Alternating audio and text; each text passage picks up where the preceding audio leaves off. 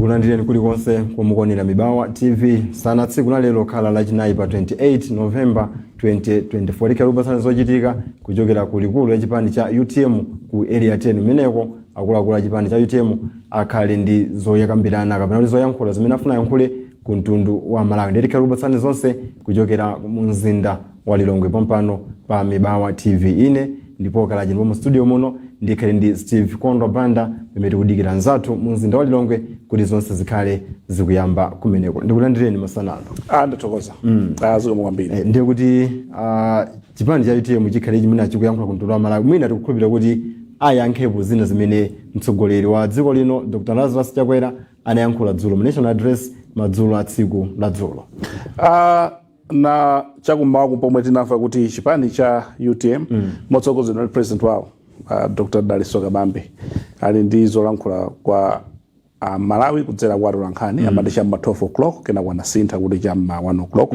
kulikulu kwawo kwachitika zambiri mwani mwina achichitikira ni convention ya chipani cha UTM sana lankhepo zambiri chitachitika zimene zichataona zindosiyana kutuka maudi yosiyana kutuka nkhani zosiyana tinaona adapita ku mademo kumene ku anakachoka atatridwa tigas anachoka chotawa dzulo taona president akulankhula zokhuza mmene zinthu zilili komanso tamvanso kuti iwo alembera kalata na mwina ku maiko ujebongwe la EU European Union komanso mwina ku maiko a Britain komanso America malingana ndi zinthu mmene zikuyendera dziko muno ndeno mwina izo tikungoganizira chabe kunena kuti china mwina kufuna kulankhula ndi mmene president alankhula dzulo fa pali kulankhula kosiyana kwa katsiro siyana ndi mmene Malawi akumvera fa mukaona almost 90% ya Malawi sikukhutitsidwa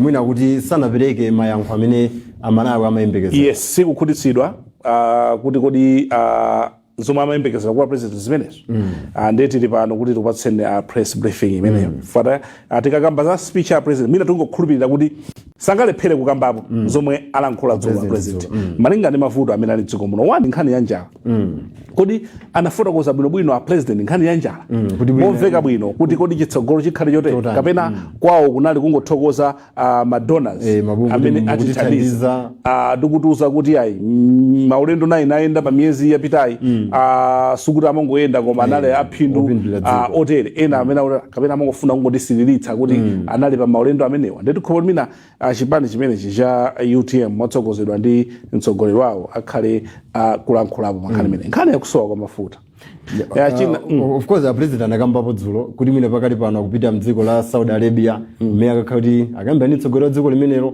komanso anthu ena amene amakhala akhudzira pakhale United Arab Emirates I think Abu Dhabi yes nkhani imene ipo sikoyamba chaka cha 2022 tinawo zidabu zoti Abu Dhabi National Oil Company ikhala agwirizana okhuza mafuta kuti azigulitsa mafuta kwa palibe chomwe tinachionapo chochitika panonso tikumva ndikuti 23 wadutsa 24 ndi tikumaliza tikumvanso kuti akupita akuti panopa asinthano ndondomeko amagwiritsa ntchito abweretsa nkhani yokuti boma ndi boma lizikambirana nkhani za mafuta akafuna kugula mafuta ndi mwina china chomwe akupitira kutiko ndi kumenekoko ndi chimene chocho komano mwina zandule mafuta kuti Malawi nafunsapo munthu wina wakumera kuti kodi dziko lomwe mafuta amachoka ku Malawi amachoka dziko liti anandiuza kuti ndipovuta kuti linene kuti amachoka kuti chifukwa ifeso timangogula kwa anthu amene agula mafuta timagula kwa nkhala pakati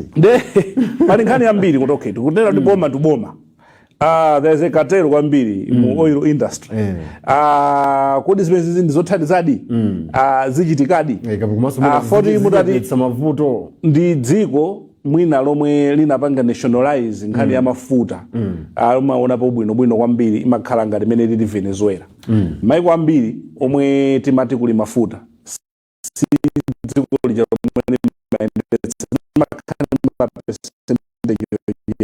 kumakhala makampani kumaiko atiwo amenewo koma mwina boma lindika percentage kena kake ndi mwina ndofunika kuti tiunike bwino mwina tafunsa akatswiriwa mwina ife ndamete kuganiza molakwika kuti nkhani ya mafuta imayenda bwanji koma ndinafunsapo kuti dziko la Malawi limagula mafuta ake dziko liti anakanika kunena akulu amenewo akatswira za mafuta kubomako kunena kuti ife sitingakuze timagula dziko lakuti koma timagula so kwa maagent kwanthu so wakagula uko ndikumatigulitsa ndi mwina kapena kwambako mwina zitithandiza za dziko ndi dziko kuti ziziyenda motani kapena kuti government to government zithandizo panga facilitate mwina nkhani ya payment kapena chifukwa dziko lino chomwe chikufuta pa nkhani ya mafuta ndi forex tilibe litikagule mafuta forex tilibe forex 50 million United States dollars pamwezi yoti tigule mafuta kuliso nkhani pomwepo mabero akuti maberoso amaononga pafupifupi between 20 million and 30 million US dollars pamwezi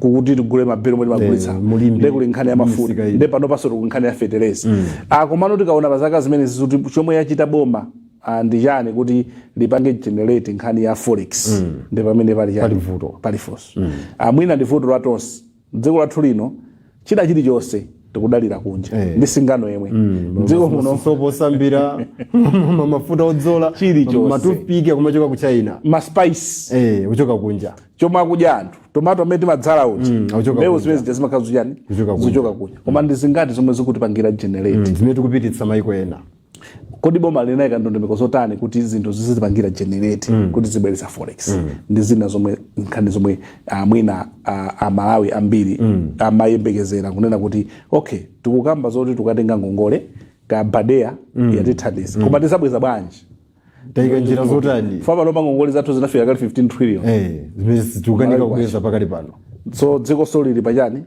lili pamoto ande anakamba imene utapita kumene kwakambirane nkhani ya mafutayo tukhulupirira kuti mwina zitibweretserako akuti mkulankhula kwawo akunena akuti akumeneko ndomwe akapange fund ati ndomwe aitana sagwirisa ntchito ndalama zako akutero mukulankhula ya ife akutero mukulankhula kwawo mmene amalankhula yani amalankhula dzulo komanso nkhani ina yomwe mwina tikukhulupirira kuti ipangidwako sotako ndiyokhuza zionetsero analankhula koma anthu sakukhutitsidwa ndi mmene apresident anayankhulira of course kwina kanena kuti apolisi akuyenda kuti agwire ntchito yawo kufufuza kuti ndi ndani kufunso nkomati apolisi wangakanika kugwira ntchito yawo tsiku limene lichali chifukwa chake ndi afufuze panopa anthu anali nawo zigawengazo anali nazo kali pafupi zinali konko chidavuta tsiku limene ndikuwagwira ndi chani chidavuta nkuwamanga ndi panopa kapeza kuti arafufuze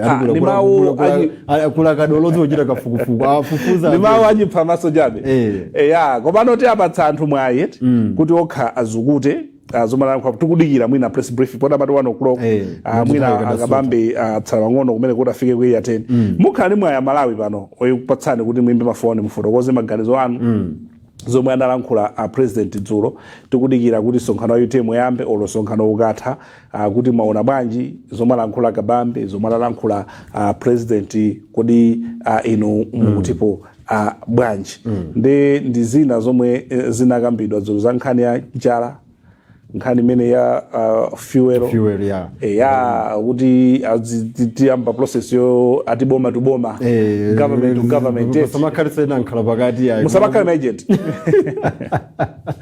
tijotse ma agent zikha kuti boma ndi boma lukambirana nkhani yokhudza mafuta ndi tizoona poti mawu tamalankhula koma zimene zikuchitika kulankhula ndikotheka kulankhula ndi koma kuti zichitika mmene Malawi akuvutika kunena chilungamo nkhani kusowa kwa mafuta pa miyezi pa mawiki 7 or 6 atha miyoyo ya Malawi yazuzika sinaliso chimodzimodzi mpakana panopa anthu amene amachita malonda ena ake mabizinesi awo agwa mwina zikhala zovuta kuti abwererenso mchimake even ife anthu ogula ife sitichita malonda komano timagwiritsa ntchito mwina public transport komanso mwina timagwiritsa timagula katundu timapita barbershop kameta komanso ndikunena kuti olo mukafika pa stage pachi kuti mukwere minibus olo ma public transport ambiri amagwiritsa ntchito public transport zimakhala zinthu zovuta chifukwa cha nkhani ya fuel wayamba kuonekapo apo ndi apo sitinganene kuti zonse zabwereratu mchimake koma tikufuna solution yomaliza kodi anzathu amene ali mbuyomo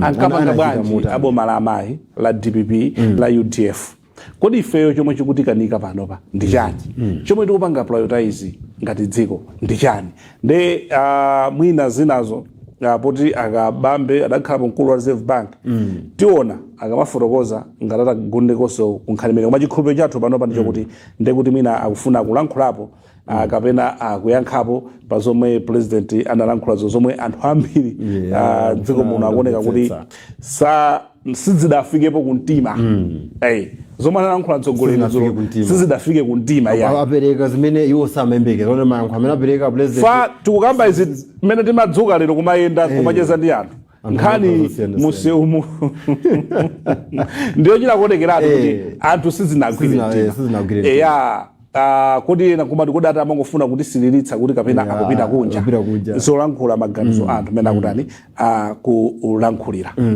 ndo of course mina nkhani inaso anakamba nkhani yokhudza political violence kuti tikupita kuchisankho pakati pano kalemberani nkati mbali ina analimbikitsa anthu kuti apita kachiti kalembera wa chisankho mana akamba nkhani yokhudza kuti tipewe ziwawa nthawi imene tikuchita kampeni pamene chaka chamawa tikhale tikupita ku chisankho cha dziko of course ndoti mbali nayi anayamikiraponso mtsogoleri wakale wa dziko lino Bingwa Mutharika and of course my Jess Banda kuti ndiye namwe atsogoleri amene autenga gawo pa nkhani yokhudza kulimbikitsa mtendere kuti tipewe ziwawa nthawi ya chisankho maso nthawi ya kampeni tisamakhale anthu achiphamaso ngati afarisi omadziwa chomwe chikuchitika amene akuyambitsa kumakhala ngati pambali ngati sitikuona nkumanena kuti koma tipange chakuti nkhani ya izizi ziwawazi adakayamba akuluakuluwa sitinganena amene ajawa tibe umboni kunena kuti ndachipani chanji koma ngati apolisi adali pomwepo iwo aja nkukhala pomwepo ndikuti akuluakulu ena ake mbomamo akudziwapo kanthu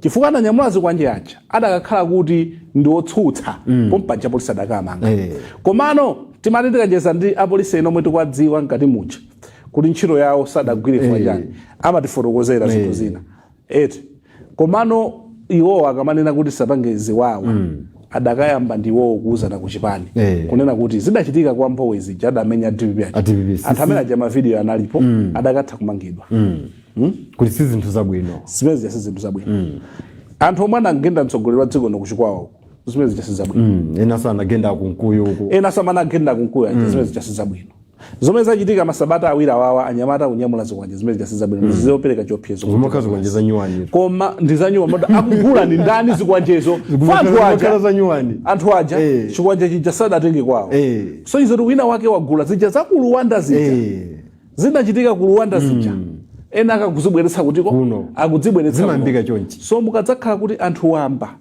asiya kuopa apolisi apolisi onkumaopa zikawengazo ndoti tili pa mavuto ngati dziko ndokuti utsogoleri pena pake suli bwino ukukanika chifukwa chinthu chomwe amalumbira yowacha ndikuteteza nzika ine iliyonse ndekungobwera nkonena kuti ayi tisamachite ziwawa tikufuna kudzudzula zomwe zinachitika koma anthu anali pompo apolisiwo anali pompo ilolo ndi bodza la nkungunitsa ndekuti pena pake situpanga chilungamo kwandani kwa Malawi chifukwa tsiku lomwero tili ndi nduna yoona nkhani zimene zichati inspector general tili ndi akuluakulu amakhala IG ku police kodi sankaona mavideos masuku anotu message muje nothenga kumapita mosavuta chidavuta chani ola inspector general kodi anyamata amene akupanga chani achokera kuti tamangeni chidavuta ndoti anthu nawo komwe anali konero kodi anyamata amene uzikwanjezo azitenga kuti ndi ndani tsiuna musanyamule chikwanje mulimbimo musachinyamule m'manja apolisi adzakufunsani ndipo kaso mudzafotokoza bwino adzakumangani chida chonse chomwe chili cholinga chanu ndi chani malamulo ku polisi kuti kapita mu chani yamayuza penal code zilimo zonsezo nkhani yokhudza kuyenda ndi zipangizo zimene zimayika moyo wa anthu ena pa chiopsezo zikwanje imipeni ndinoti zimatetsedwa zimakhaza kutani zikuletsedwa zonse zija chisono kubwera mawu kungolankhula mawu koma action kuti nakatha kutenga ndipo paja musayembekezo kuti samangidwa ayi apo ndikuuza ngati adakanika mangidwa tsiku limenelo sanga akapeza kutiko poti anafana na masiki atiuza kuti tikufufuza sitikwaziwa anafana na masiki mwaona chomwe ndatuze ndi chimenecho. chakuti anthu aja atifufuzabe pajada dzichinga kunkhope koma mwayi wowamanga unalipo atadzichinga kunkhope unalipo udalipo uona so kufuna kungoti pakapaka anangu pulisi Tegas tamangitsando Tegas ana pulisi tamangitsando amathamangitsando pamene iwo amathandiza nawo almost 8 anthu 8 anachoka kuti tiwononga dziko so izi ziko machomwe tingapemphe njoti tisamabwezere amene ali azipani zina asabwezere chifukwa tipitizebe kukonda mtendere omwe tili nawo omwe akuluakulu athu adakhazikitsa kuti tikhala ndi dziko la mtendere tikonda dziko lolemekeza malamulo yes chachikulu ndikulemekezana wina ndi zake ndale azisatigawanitse ndale zisatipangitse kuti anthu amenyaza anthu atukwane anzawo pamapeto pa zonse ndife Amalawi komanso tikapita ku chipani timazabwerera mmodzi momwe timakhala imodzi komanso zosiyana timapitanso kutchalichi komwe timakhala imodzi so tikamba maudana amenewa ndoti mmodzi sitikhala bwino ndikuti kumipingonso sitikhala bwino ndikuti kuchikhalidwenso sitikhala bwino ndoti dziko taliwononga foti ena ake akugwiritsa ntchito yogawa kuti alamulire timati divide and rule omwe ali pano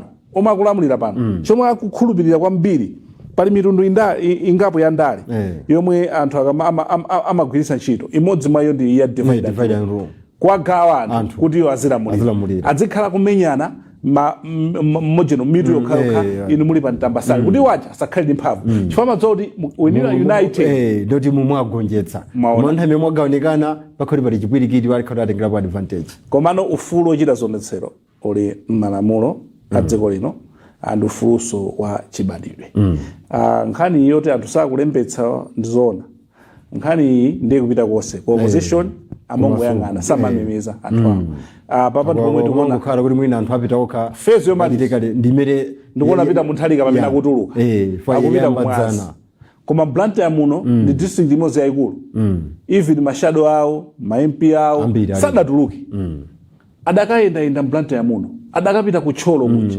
adakapangapanga amayenda tsiku loti mawa akutsiriza think pena pake strategy yawo sinaenda bwino amayenera apite ka mtameja kuti kakupanga kunkhata pe apite akamamiza anthu ngasapita kwa iwo ali ndi secretary general ali ndi vice ku UTM bweza panga chimodzimodzi afford sindamvepo kalikonse zipande zonse zimakhala ndi mtsogolo vuto la zipande zotsutsa lili busy ndi Utm Press Briefing Press Briefing kuyankha instead oti azipita pa ground pache azikakhala kuti tiye tikalimbikitse anthu ayi akutuluka amene apita kumwanza pamene ndi face yomaliza pamene tinali ndi Blantyre district mwina kusanye ndi chikwawa apitaso fuati nkamezo apita kutcholo kumulanje apita kwina ndi kwina azawo aja kuyenda chigawo chimenecho kumalimbikitsa zimene chazindi zabwino chifukwa choti ukatuluka anthu amakhala ndi hope akakuona amakhala ndi chiyembekezo okay anthu ena amati akamuona munthu amakhala ndi spirit ja high spirit amakhala ndi chikoka chokuti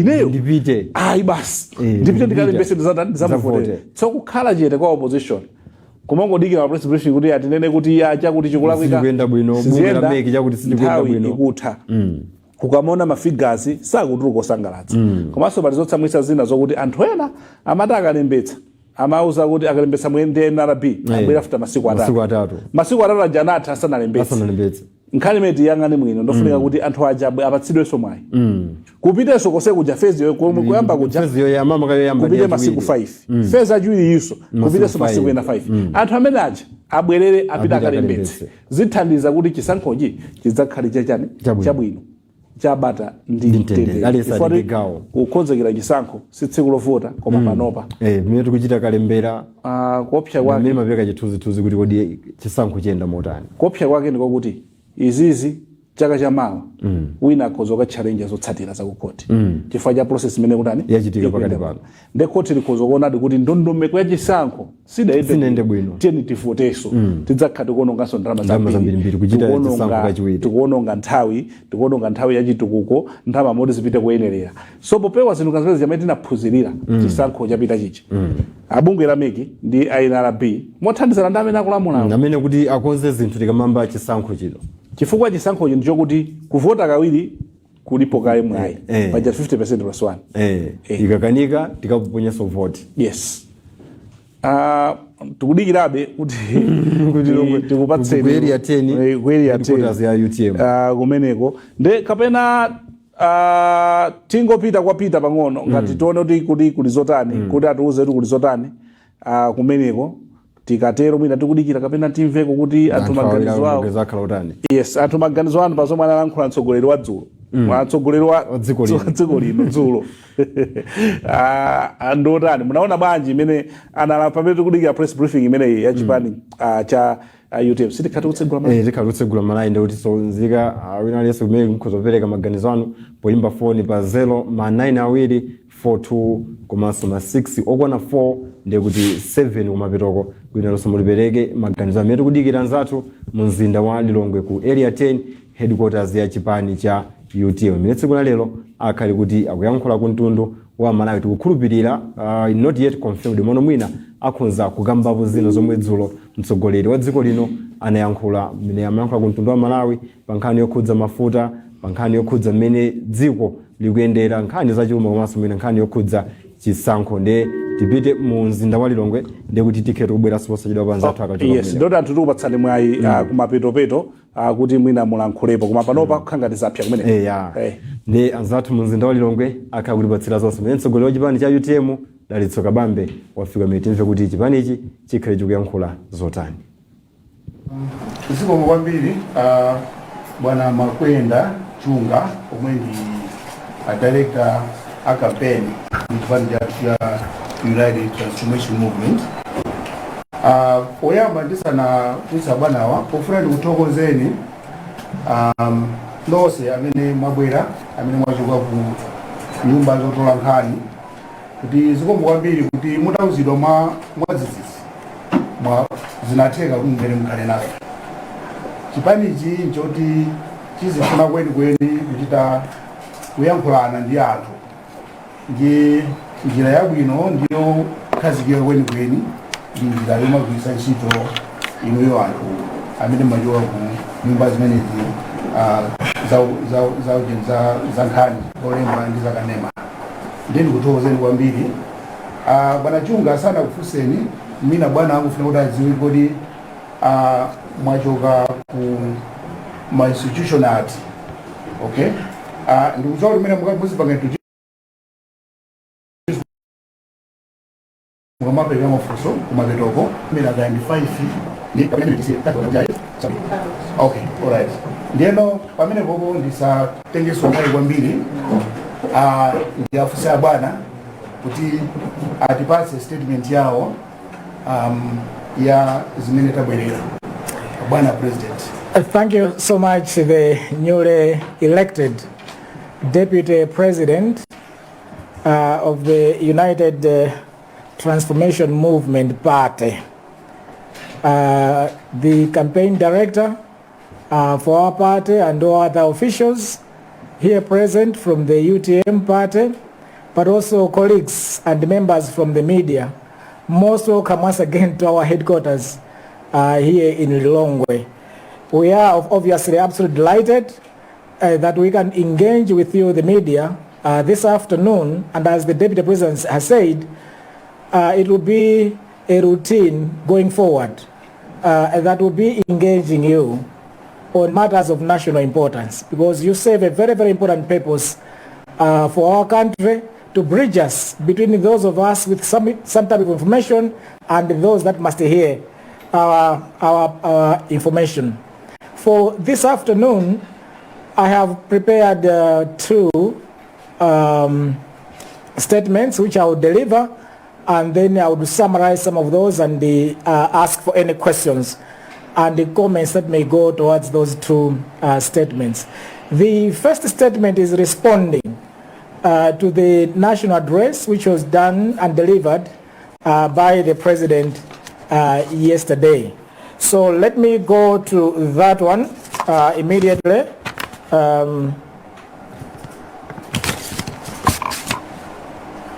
And I'm titling it a response to the national address by the President of the Republic of Malawi, His Excellency Dr. Lazarus Makathi Chakwera. And for this one, in my case, I've titled it, Chakwera reduces Malawians to paupers and moggers. there is no dignity in begging. That's the title of my first statement. Malawi is deeply engrossed in a myriad of serious socio-economic crises. Before us, we have the fertilizer crisis, the food crisis, the forex crisis, fuel crisis, joblessness crisis, cost of living crisis, rampant corruption crisis, poverty crisis, crumbling public service crisis, persistent subdued growth crisis, shrinking democratic space crisis, and many, many others. President Chakwera appears to be oblivious and clueless to all these deteriorating state of affairs. At best, his responses are to go and beg or borrow his way out to that particular problem, to the extent that Malawians have now all been turned into paupers and mogagas. The UTM takes exception to this, in that there is no dignity in begging, and as such demands swift action in addressing these underlying causes of the crisis that have engulfed our nation. Failure to do so, government must be held accountable, and if not, they must resign. Cost of living crisis. Government has miserably failed to rein in on inflation, which has soared from 7% in 2020 to 33% at present. This has led to unbearable levels of cost of living among Malawians. People's incomes have dwindled. For the few that have jobs, salaries continue to lose buying power, and majority can no longer afford to meet the basic necessities such as food, housing, rentals, transport fares, and payment of school fees for their children. The cost of living is hitting hard those that are on a minimum wage of 50,000 kwacha, and they can no longer afford basic necessities of life. Malawians are languishing, are groaning, and are mourning. Actually, this is the first time in the history of Malawi, you can check the records, that Malawi has had the growth, economic growth of 1 to 2% every year for an administration. This has never happened in our history, that in an administration you have growth, in economic growth that is only 1 to 2% every single year for 4 to 5 years. First time. This is the first time that inflation has been rising permanently. We are all aware that our inflation normally takes a roller coaster way, where during lean periods it goes up, during harvest it goes down. This is the first time and the first administration where inflation has been soaring year on year up until it has reached 33%. First time that we have heard that our forex reserves as official have gone down to as low as 2 weeks of import cover. First time that we are seeing continuous and persistent and recurring challenges of fuel queues around us. We've seen all the macro economic indicators souring. First time, and my mother told me this, that first time that this country we have had a food crisis that is only equal to 1949. It is a known fact that to produce enough food in this country, moisture, nutrients, and marketing arrangements are key in the agriculture sector. Unfortunately for this government, they have failed to manage any of these factors. Mega farms, the most talked about mega farms, are nowhere to be seen to address the moisture challenge. Irrigation is non-starter. It has not addressed the moisture challenge in our agricultural production. ADMAC, which was meant to address marketing challenges for inputs for farmers and produce for farmers, again was made redundant and is not working efficiently. Fertilizer prices are at an all-time high, and it's simply unaffordable to many Malawians across the country. We all know the prices. Some of the fertilizer prices they have gone as high as 162,000 kwa bag here. The AIP is permanently embroidered in stinking corruption. Too many stories of trying to purchase fertilizers from pharmaceutical institutions, from butcheries, and indeed from non-corrupt barons out there.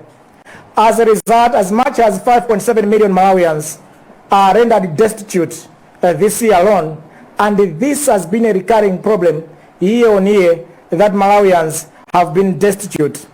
Maize prices have also hit an all-time high, over 50,000 kwacha per bag.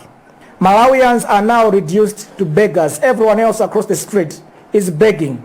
Those in the villages are begging maize from those in town. Those in town are begging food from colleagues within their setting. The Chakwera administration is killing its own people with hunger. In many districts, people are resorting to eating tubers and chitets, as it is known, which can be poisonous and deadly in some situations. Rather than moving around with a begging barrel, begging for food and maize from WFP and other agencies, to decisively deal and address the fertilizer and food crisis in this country, first and foremost, the president should have fired those in charge of forex and fertilizer issues. Namely, the Minister of Finance should have been fired. The Governor of the Reserve Bank of Malawi should have been fired. The Minister of Agriculture should have been fired. These officials have failed Malawians and should have been held accountable for their inactions and should have been relieved of their responsibilities. Secondly, the president should have adjusted the fiscal, monetary, and exchange rate policies in order to address the underlying fundamentals of forex challenges in this country. Thirdly, the president should have initiated serious investments in key sources of foreign exchange generation sectors. Fourthly, ADMAC should have been revitalized to support farmers with inputs and produce markets. Serious investments should have also gone into irrigation and mega farms to address this perennial hunger challenge that this country is facing year on year. These measures should have been sufficient to win Malawi out of its pauper situation. Begging is not a solution. On the forex and the fuel crisis, we all know that at the heart of the fuel crisis is the scarcity of forex, lack of economic activity, and abuse of little forex available through too much importation of unnecessary items by government, and as well as numerous foreign and local travels by government officials. To address the forex challenge, it required to sort out the fiscal, monetary, and exchange rate policies to decisively deal with the forex challenges once and for all. Unfortunately, due to cluelessness and the incompetence, the president considers extra foreign travels with a begging barrel as a solution. It is not and has never been. Please, Mr. President, spare us from the embarrassment of perpetual begging. There is no dignity in begging. Let's sort out our fiscal, monetary, and exchange rate policies, and we will have forex to pay for the fuel and the fertilizers and other essential items, medicines and others that we need as a country. Adopting the government-to-government approach to fuel importation is not a solution. Fuel is a private good and not a public good. Economics 101 tells us that government should not involve themselves in private good, but rather governments around the world involve themselves in only public goods and services. This approach is ill-conceived and not consistent with the traditional economics. Chakweranomics has never worked and it will not work in this country. Every time the government decides to do things in the MCP way, from the traditional way of doing things which have both anecdotal and empirical evidence, the results have always been disastrous. Government should therefore not go the route of a government-to-government way of purchasing fuel. Sadly, today, Chakwera administration is subjecting people to long fuel queues because government has mismanaged fuel. Hospitals are running out of essential medicines because Chakwera cannot see the need to manage forex as well, and he will be traveling abroad again. Chakwera missed the opportunity. He should have announced the firing of the Minister of Energy, Nokima CEO and MENA CEO, who are presiding over bad fuel deals and are totally clueless about the fixing the fuel shortage problem that the country has. And therefore, all these officials should have been held accountable. Shrinking democratic space crisis. Malawi has turned into a country where thugs can walk freely and terrorize its citizens who simply want to exercise their constitutional right. Clearly, Chakwera's statement is shameless, and he's simply trying to protect the thugs who may be connected to the MCP. As UTM, we will not tolerate and will not accept our democracy to slide into anarchy. We therefore demand the firing of the Inspector General of Police, the Minister of Homeland Security. They have both failed in their duties and responsibilities. Conclusion on this particular statement: Malawi should rise up. Malawi should rise up to denounce Chakwera's empty speeches. The people must join and call upon MCP to stop the economic persecution inflicted on the masses. Malawians cannot endure another day of Chakwera's plunder and abuse. Lastly, we would like to assure Malawians that as UTM, it is ready to rescue the country and fix its economy going forward. UTM has the solutions to redeem Malawians from their suffering and economic hardships. Let's go and register so that we can exercise our right to vote UTM next year when the country goes to general election. Ndi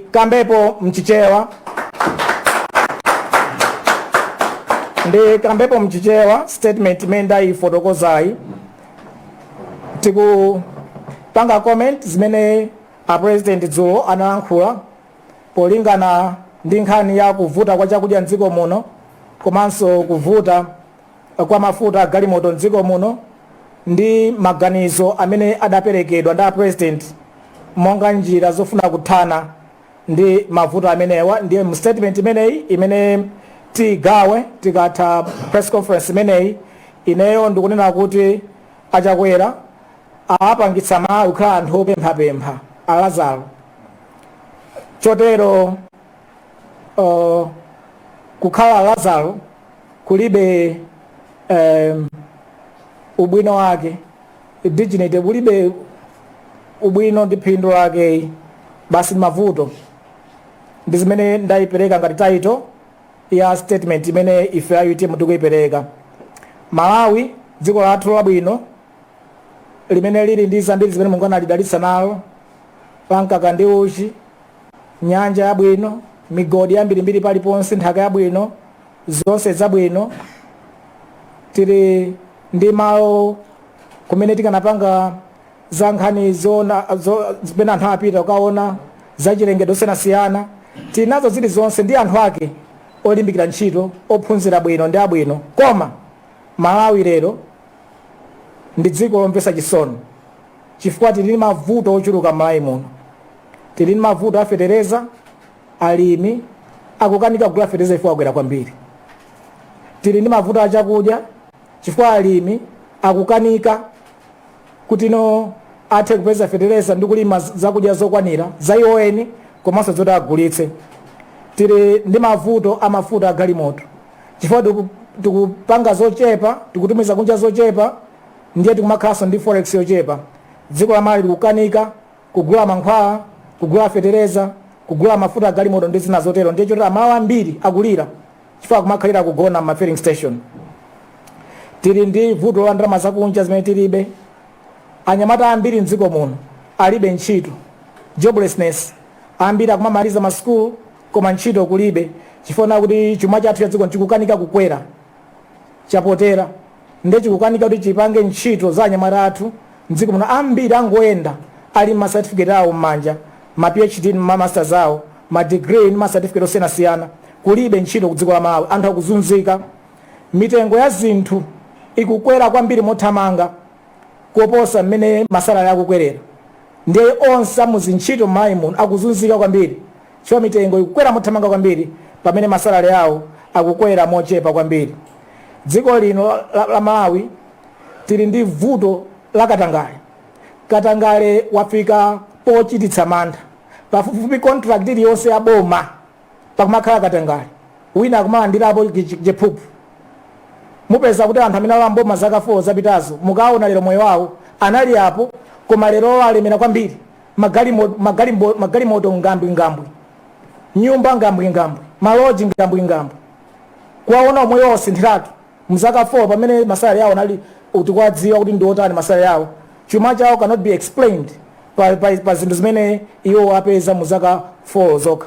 Komanso mbiri zambirimbiri akugula fertilizer ku butchery, ku pharmacy ndi zotero. Mafuta pali zochitika mbwe ku mafuta ako mmene akumagulira mafuta ndi zochitika zake ndi ma contract onse. Ndiye tili ndi chivuto kwambiri cha Katangale mdziko muno. Njala yatisautsa kwambiri mdziko muno. Anthu ambiri mchaka chino ali ndi njala. Pafupi 6 million ya Malawi alibiretu chakudya. Tilipo 20 million koma 6 million mwa anthu 20 alibe chakudya. Ambiri akuoneka kuti akunyenchera, ana ambiri akuoneka kuti zakudya zikusowa m'matupi mwawo, malnutrition. Tili pa vuto lalikulu la njala mdziko muno. Mukaonanso tili ndi mavuto akukanika kugwira ntchito bwino za boma, mankhwala mzipatala mulibe, komanso mukaona mene chuma chathu chikukanika kukwera. Maso posachedapa taona kuti anthu omenyera ufulu wawo akupheredwa.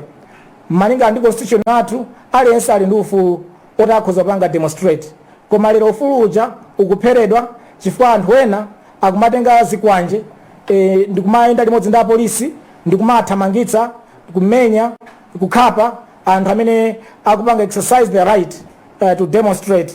Ndiye dziko lathu lero lili ndi mavuto ambirimbiri amene tingathe kuwanena amene abwera mdziko lathu muno.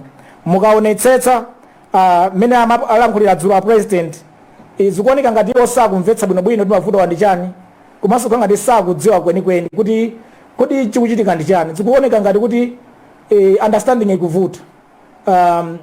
Zikukhala ngati kuti driver amene galimoto yake yagwera kudzenje koma sakudziwa kuti galimoto yake yagwera kudzenje. Zikukhala ngati zibwinobwino osadziwa kuti galimoto ija ili kudzenje kumene galimoto ili. Ndiye iwo akati akayesera chinthu kukonza kwake basi mangokhala kupemphetsa. Ayi forex ogulira mafuta wavuta apita kupemphetse mafuta, akapemphetse forex ayembetse mafuta. Ayi chakudya chavuta chofeteleza anakwera mtengo apita akapemphetse feteleza abwereko, akapemphetse chakudya abwereko. Ndiye zangosanduka ngati tsopano ifa Malawi kwathu ngupemphetsa basi, kumangoera ndi mbali yopemphetsa pa dziko lapansi. Kwagogodera uyu timpempha atithandize. Tangosanduka monga dziko anthu opemphetsa, komanso ngati ma individuals maimo muone akumudzi akupempha anthu town. Antawuni kale tinkakatenga zinthu kumudzi tasiye koma tumapitisa zinthu kumudzi fa kumudzi akupempha. Makoka muso ntawuni mutupempha kali asopemphana. Wina pemphezake kuti moyo uziyenda. Moyo wake wangosanduka opempha ndi obweka basi. Ndiye ife ya UTM ndikuti yayi kupempha ndikubwereka siku abwino chifukwa kumakusandutsa iwo kachisichizete chisiru cha anthu chomangokhala basi zikangokhala kupempha. There is no dignity in begging. Bwezi anthu aulemu athu tizipanga zathu zakuti ife tisamaumirizike kuti moyo ukhalepo tikapemphe tikagwade kwa wina wake. Ndiye statement ya president dzulo inali yongopempha basi. Tili mvuto wachimanga ndikapempha, tili mvuto wa fuel ndikapempha. Sizoona as a nation. Ndiye ife kuna UTM tikuti a president amene aone kodi mavuto achakudya abwera chifukwa chani, mavuto a fuel abwera chifukwa chani, akonze gwero la mavuto limene abweretsa mavuto amene wawo amene atu akonze zimene zafotokoze zimenezozo. Ndiye mukaonetsetsa pavuto la chakudya nkhani yavuta nchona kuti chakudya kuti chikhale chokwanira dziko ndi zinthu zitatu zimafunikira kwambiri. Chinthu choyambirira nchona kuti madzi akhale okwanira, koma madzi tili nyanja tikhoza panga irrigation, tikhoza panga madamu mvula ikagwa, mega farms timanenacho tikhoza panga zimenezo. Boma ili silinapange zimenezozo. Akanapanga zimenezo sibwe zimadandaula kuti tinali ndi chilala tinali nchakuti bwenzi vuto limene palibe tikanapanga zimenezozo. That's not an excuse. It's a failure on the part of government. So they should not attribute their failure of government to all of us. Sizoona vuto la moisture sikuti ndi El Nino kapena zinazosezo ya mnyanja Mungu anatipatsa mvula imagwa kandi chaka tikanakonza madamu bwezi tipanga irrigation bwezi vuto imene likulibe. Vuto lachiwiri ulimi wathu Malawi kunosunga yende opanda fetereza. Ndiye tikudziwa ti fetereza posita panali pa mtengo omverera wa 18,000 kwacha. Lero boma ili fetereza chifika 162,000 kwacha. Alipangitsa ndiwo kuti fetereza adule. Fetereza wadula chifukwa chani akanika panga manage economy. Kwacha yachoka pa 732 kwacha posita apa yafika pa 2,800 kwacha ndi parallel market. Chifukwa cha chimenecho fetereza na yeso wachoka pa 18,000 wafika pa 100,000.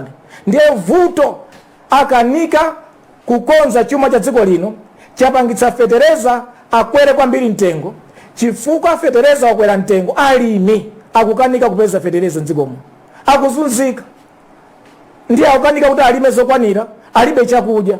Ndiye kuli njala yopya mayi anga manduza akuti njala chaka chino ikungofana ndi 1949 enafe kukulibe kutisana babe tayiona 1949 chaka chake ndi chino njala yadzaoneni imene anthu akufika pano nyama chitedze. Ndiye vuto la njala labwera chifukwa kuti sinapange zinazi komanso chifukwa cha mmene fertilizer takati kumpangira mitengo yakapita kwambiri komanso mitengo ya fertilizer nkhani ya fertilizer wa AIP pali katangale opya kumachitika. Umva akafuka ku pharmacy akakwa ku butchery akutera kuti zochitika mbwe mapeto ake AIP kuthekayo komanso fertilizer kuti akulira kufunika forex nziko muno mulibe mavuto amene wangopitirira ndi chifukwa chake kunjaku kuli njala yadzaoneni.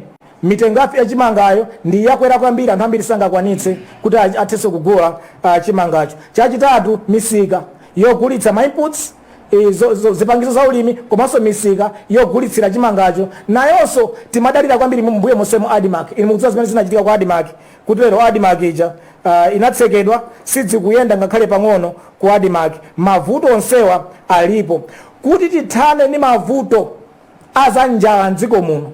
Boma limene likanapanga sidzona kuti aitifat pite tizikapemphetsa kunjako ku WFP madera ena ni maiko ena alithandiza ndi njala nayoyi ife Utm tikuti ayi that's not the solution.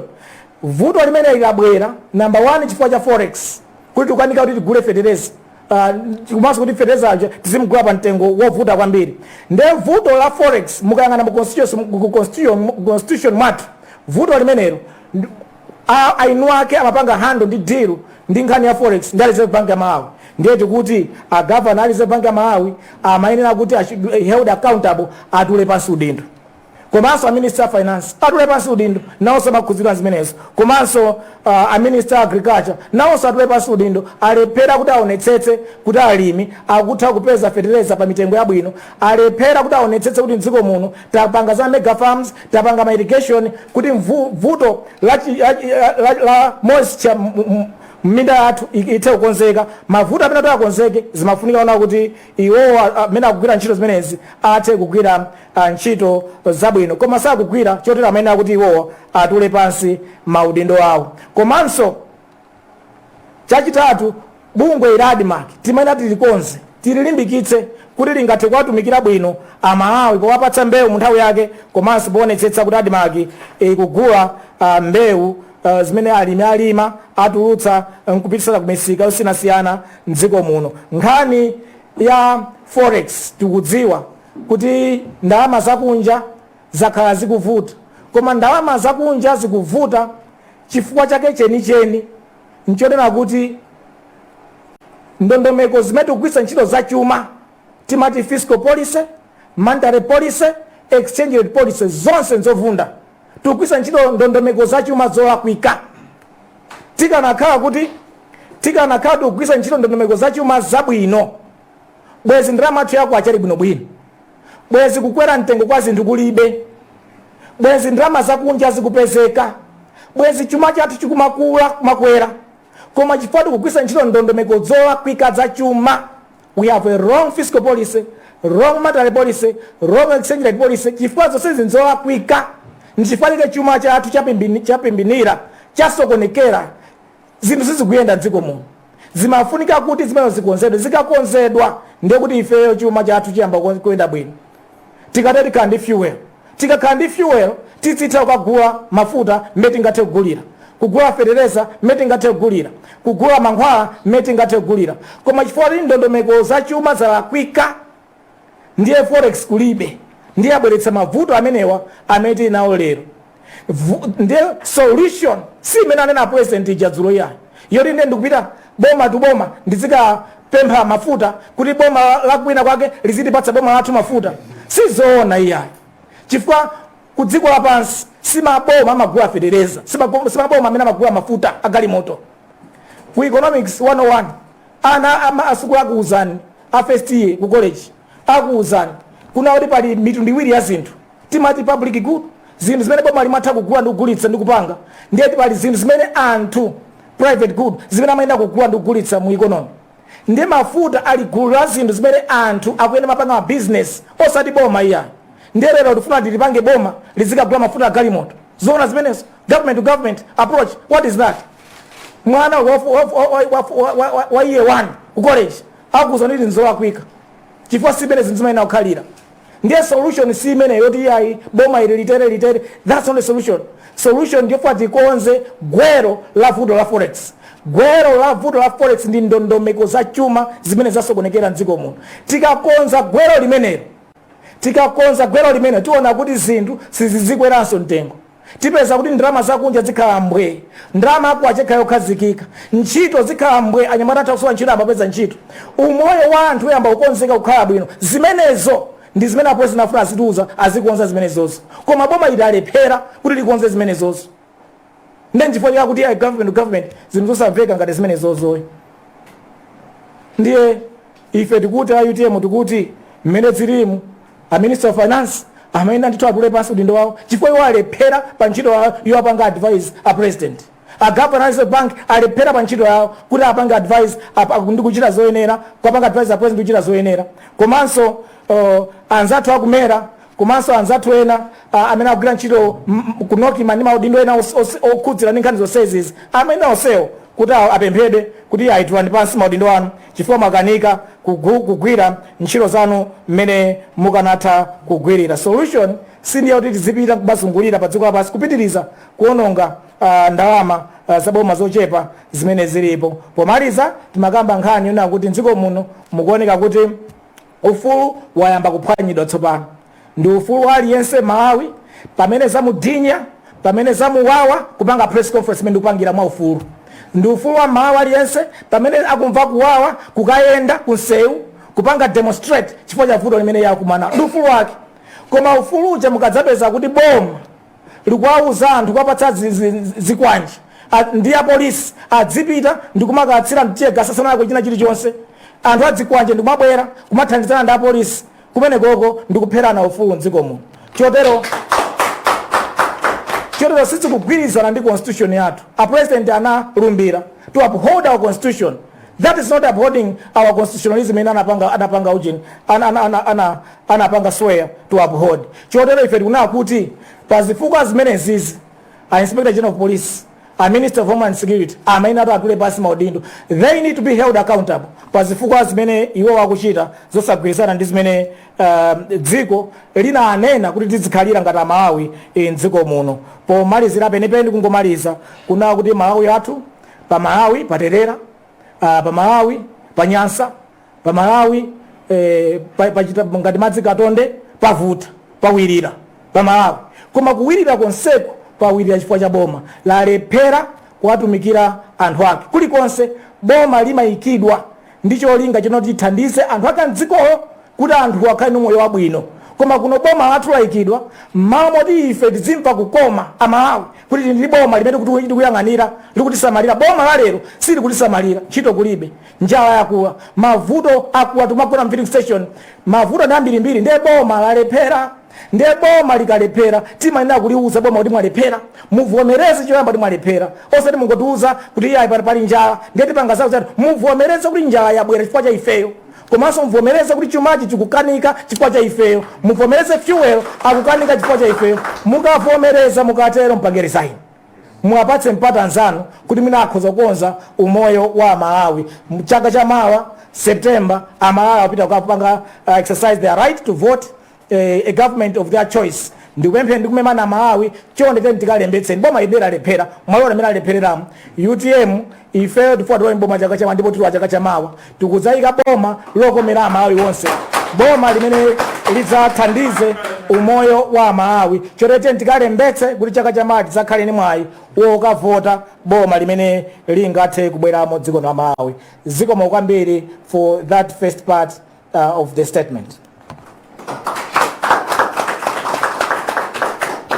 Your next statement, Yabana Sobano, you're welcome. Kufusama Fusama Munga Fusama, President.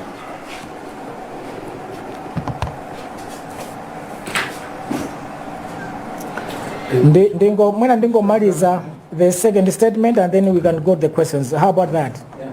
Could Ningo maliza that, right? Ningo maliza statement yanga actually I think it's more to do with our party and what our party has just recently gone through. Today, I stand before you. I feel profoundly gratitude with a sense of responsibility. I extend my heartfelt thanks from Nsanje to Chitipa for placing your trust in me as the president of the UTM. The journey ahead of us is not a small one. It is monumental.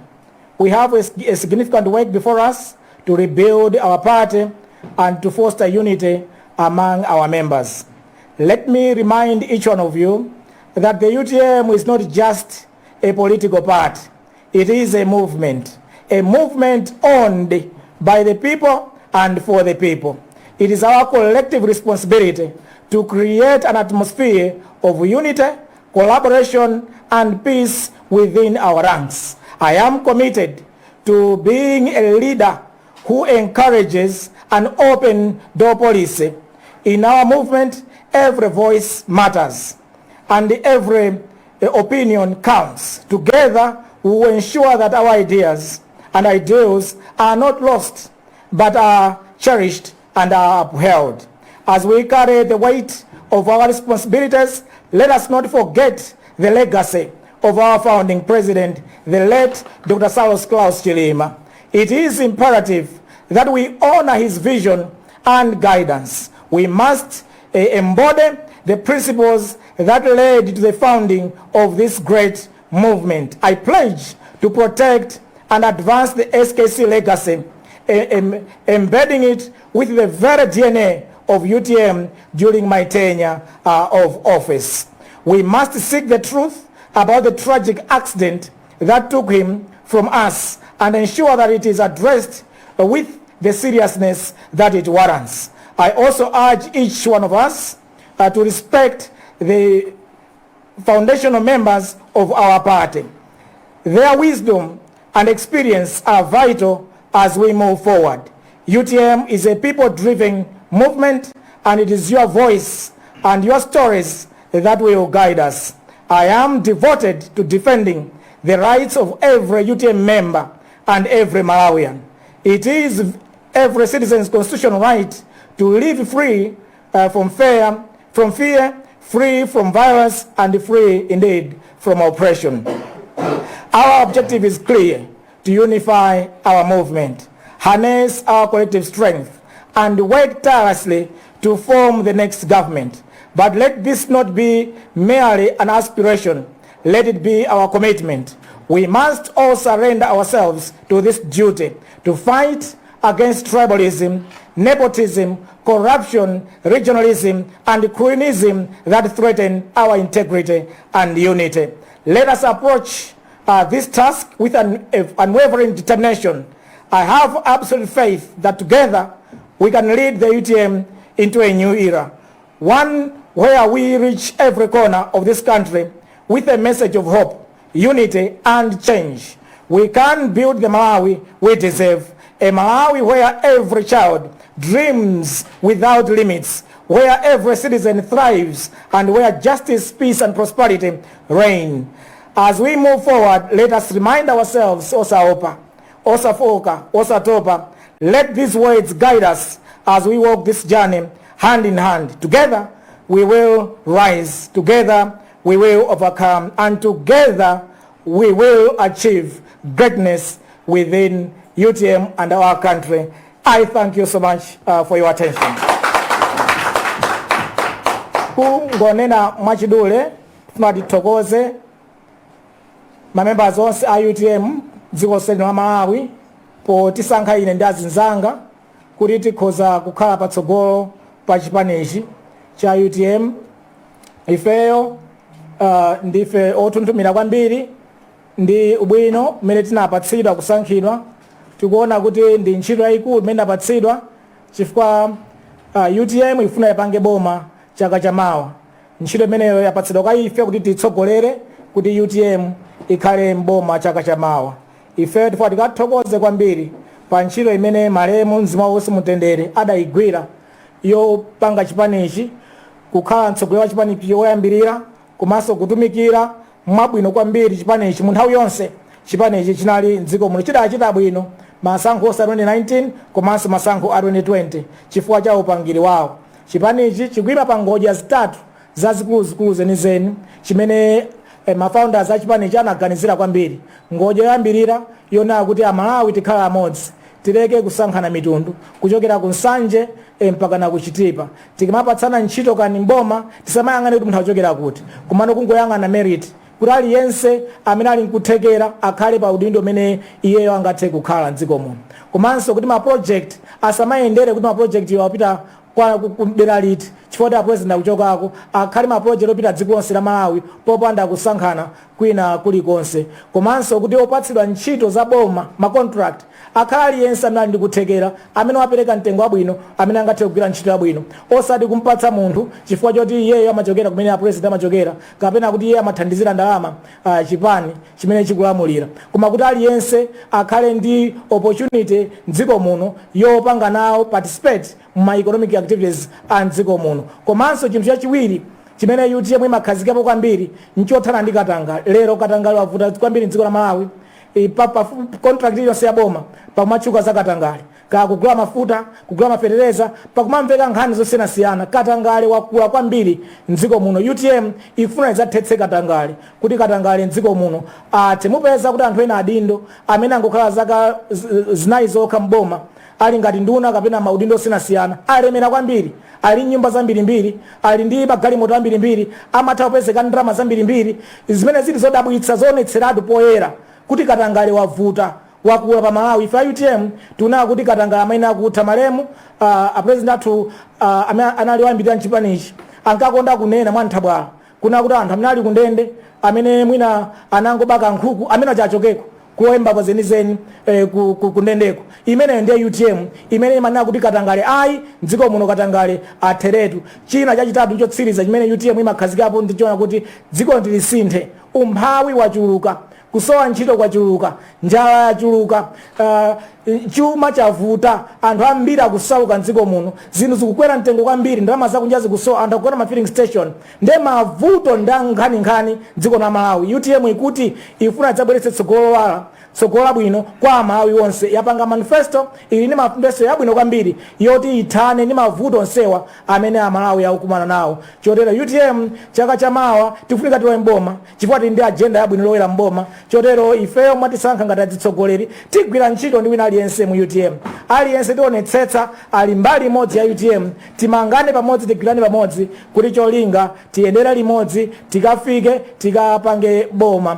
Chipani chilichonse si komiti ya chikwati kapena komiti ya pamaliro ya chipani imachikhazikitsa ncholinga kuti tsiku lake lidzawe mboma. Chotero mmene imakhazikitsidwa UTM imakhazikitsidwa ifuna idzawe mboma tsiku lake. Chotero ifeyo tayikida patsogolo titsogolere UTM masankho a chaka chamawa kuti ilowe mboma, ndipo ife tiyetsetsa kuti chaka chamawa UTM ilowe mboma. Lero mavuto ngambwingambwi paliponse ambirimbiri ankhani mavuto amene akunena kuti athe amene angathe kuthana mavutowa nda UTM. Chotero ife tibwera mboma chaka chamawa ndi cholinga tidzathane ndi mavuto amenewa. Imeneyo ndinali statement yanga yachiwiri. Ndikuthokozeninso kuti mwamvera ma statements onse in English komanso muchichewa zimwe kwambiri. Zikomo unabwera kwa president ngati alipo ndi mafunso mukhoza kuwafunsa. when you organize your first?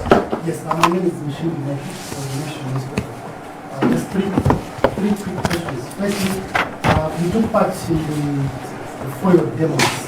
I just want to get your experience being in that kind of an atmosphere.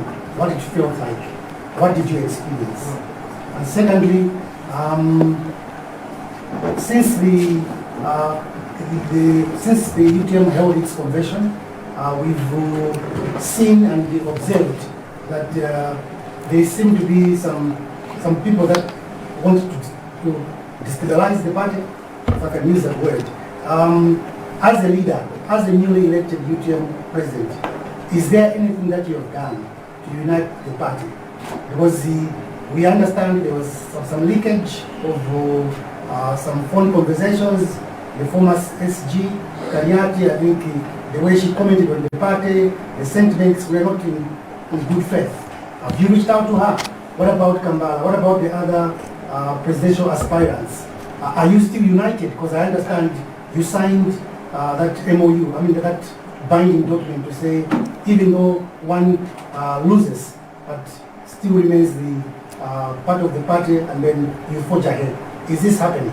And lastly, just a day ago, you wrote some heads of missions expressing some grievances. Have you also done the same to Malawi Electoral Commission? Thank you. Mwina poti ndi atatu ndi ayankhe mwina mundilole kuti ndidzankhe society ina ya mafunso enawo. Whether I should do it in English or in Chichewa, which one do you want? Chichewa is okay.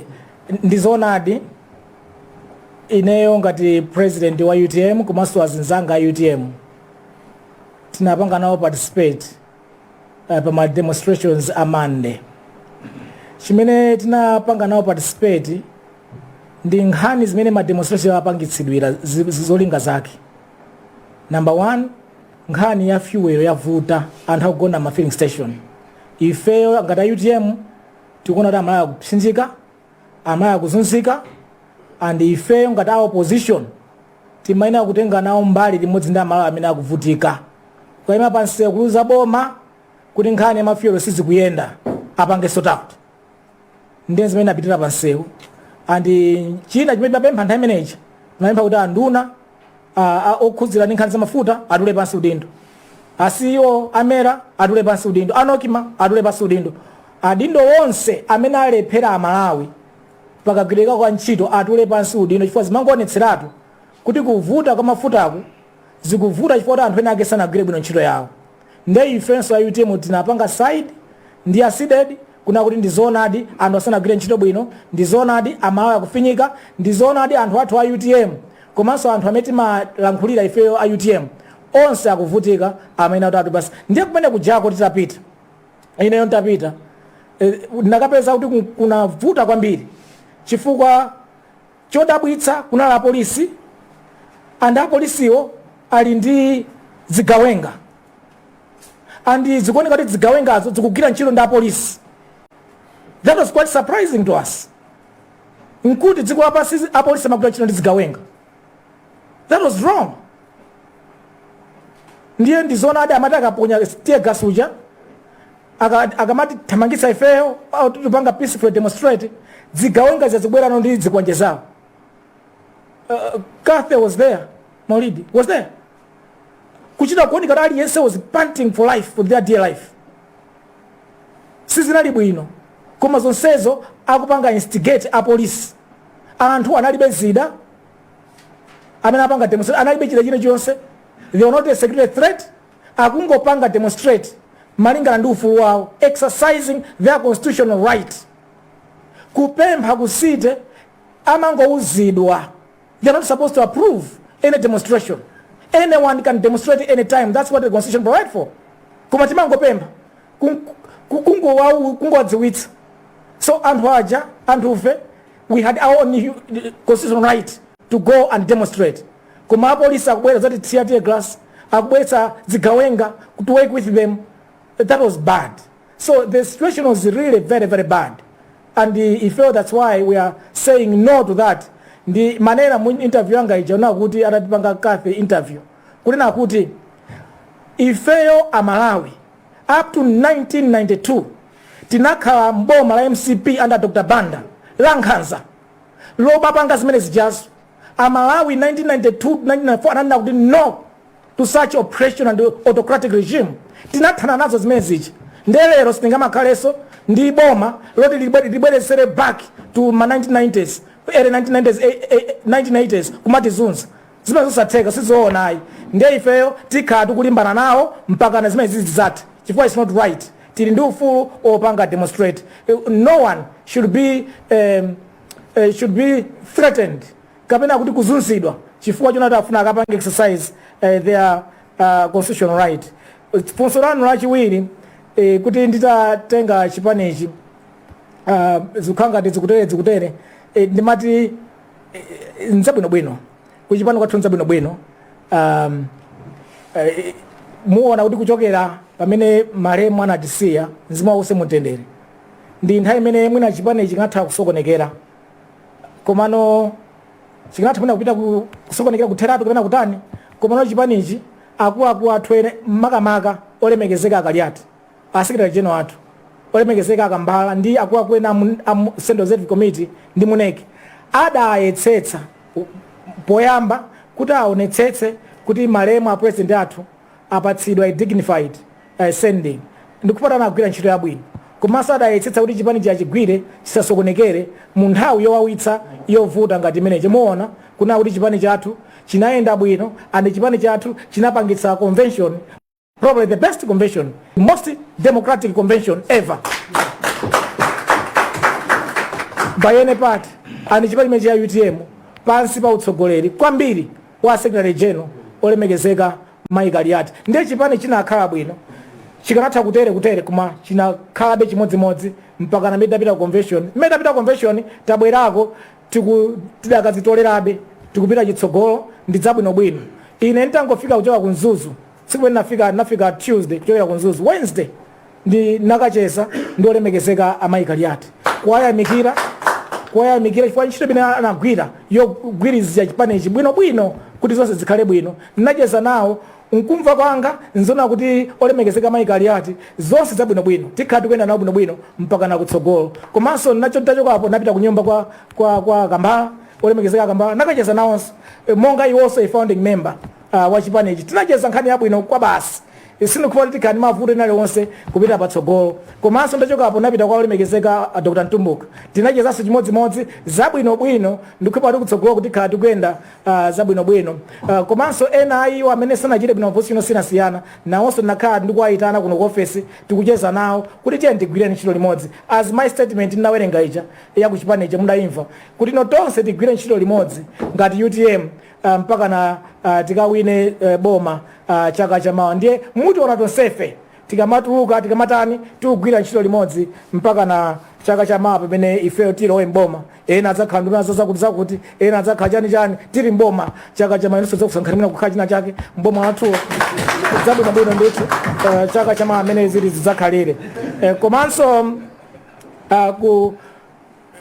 ifeyo nkuona kwathu ifa UTM nkuona kuti mukapita 1992 1994 mwina 1990 to 1994 analipo mabungwe osiyanasiyana adathandizira kuthana ndi nkhanza za MCP ya nthawi imeneyi mabungwe osiyanasiyana akunja andziko muno park and ena otero mabishop athu anathandizira kuti zinthu zisinthe ndiye mukaziona kuti zinthu zikukhodzokera zikuwera koyipa nthawi zina anthu ena amatha kuthandizana ndiye chifukwa inalembera mabungwe osiyanasiyana kuti zamba pasatabwereranso kwa kale kucha ndiye tisanapite patali tithandizeni mavuto awo chifukwa kenako tidiuza anthu ambirimbiri amene aphedwe munjira imeneyi chifukwa ifeyo a UTM ndipo nene letu ifeyo a UTM pali ponse pati kuona kuti sizikuyenda tikapaseho pali ponse pati kuona kuti boma likulephera ntchito yake ife angoti konzekera tizikhala pansewu cholinga mavuto ate sitifuna tidikire kuti tidikire mpaka chaka chamawa September tilowe mboma mavuto a njala mavuto akusowa ntchito mavuto akusowa forex mavuto akusowa mafuta tidikire chaka chamawa kuti adzathe sitidikira zimenezo yani tifuna mavuto akonzedwe panopa ndi omwewa abweretsa okha akonze soka ife tisapeza kuti konzera kali chaka chamawa ndiye kuti mavuto akonzeke apa tapatsa ma solutions. We haven't shied away from solutions. Tapatsa ma solutions. Vuto ili laambika chifukwa cha ichi mukonze chakuti. Vuto ili laambika chifukwa cha ichi mukonze chakuti. Vuto ili laambika ena mati wauzira mayeso. Ndauziradi mayeso. Koma mwana muzira mayeso mali perabe ngalali mbuto. Kuma tukuzorisa kanikabe. Ndiye zikama kanika mavuto akamapitirira titatha kuauza ife tikhapa nseo. Pamodzi ndi amala amene akulira akupsinjika nde ife silitopa tatinenatu pacha silitopa sitifoka sitikuopa so munthu aliyense dzikomo aya nathawa ujeni koma kulendo winawo tikakumana komwe sitikathawa nako ya chifukwa fe sitikuopa ayi ndiye ameki ndena onse talembera ena onse mavuto awa ameki takhati kwafotokozera chimashini chawo chicha actually last Friday tinapita limodzi ndi zipani zina ku court. Last Friday tinapita ku court kuna kuti second phase sinaende bwino chifukwa court adalamulira kuna kuti NRB adzikhala polembetsera kaundula aziti munthu apite pa NRB alembetse chaunzika akachokera pacha apite deskina ya meki alembetse za masankho mashina amene a NRB kuti ayambe kugwira ntchito madera ambiri anayamba Friday 12 o'clock chonsecho akutseka madzulo Friday lomwelo ndiye tapita ku court na kuti sizoona phase 2 sinaende bwino abwerezenso chifukwa it's a constitutional right for every Malawian to exercise their constitutional right to vote aliyense apatsire mwayi okalembetsa ndi ukavota osati chifukwa kuti mashini avuta yayi komanso mashini wonso tikunena kuti chifukwa tamvera mbiri zolakwika machine yo tamvera chifukwa tinapita sepansewu last Monday chifukwa machine tamvera ndi ameki tiatauza tatengera ku koti komanso tikhati kulimbana nawo ameki mpaka na tidzakhale ndi free fair transparent elections chaka chamawa sizitheka kuti ifeyo wina akati bere chaka chamawa zimene sizitheka ndi UTM imeneyo simalolera kuberedwa masankho.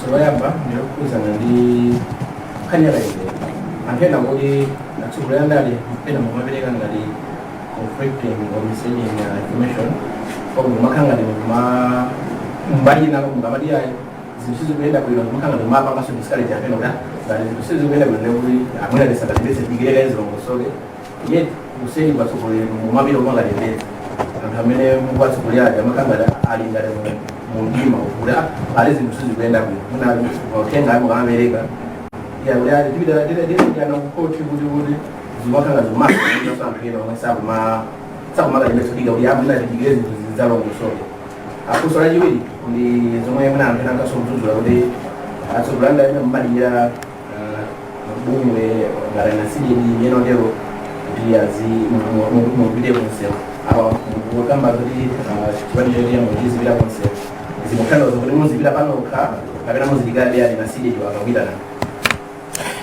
ndikoza kwangu yankisawiri what kuti conflicting message imene nayo ndi udindo wa make they are employers to Malawians ndi udindo aonetsetse kuna kuti the system is seamless ndi udindo nde ife tikumauzidwa ndi anthu ambirimbiri napita mene koko takanika kulembetsa palivula kuti napita takanika kulembetsa nde ife zimene tumanena ife tumanena zimene anthu athu akumatiuza akamakavutika kulembetsa uja kukanika atikanira ndilibe chakuti machini sakugwira chani nde ife tikumamvera za anthu nde chifuna kuti mekiyo sina zikonze bwino zinthu zake iwo azikonze bwino zinthu zawozo sipakhala conflicting messages so ife tikulenga zimene anthu akunena we are entitled to listen to our people, to the views and opinions of our people, and that's what we are saying. Nde ife tukunena zimene zili pa ground amega kakonze zimene zonso cholinga choti anthu onse apatsidwe mwayi oti akalembetse ndi kuvota chaka chamawa. Tikuwakhanga timadikira amabungwe sidedi ndena olena ngonenera atu pano kunati UTM akisinoyoyi UTM inoyo tipita pa ground sitikuopa sitifoka sititopa tizikatsira tiya gas komweko tipita pamene zinthu sizikuyenda sitidikirira chaka chamawa mboma kuti zinthu ziyende tilifunsa boma likonse tikalifunsa boma likonse ngati silikonza pano pa talifunsa kale boma talifunsa boma kuti likonze zonsezi tanena apasi tapasa so solutions ichi mukonze motere ichi mukonze motere ichi ngati safuna UTM tipuke kunja akonse.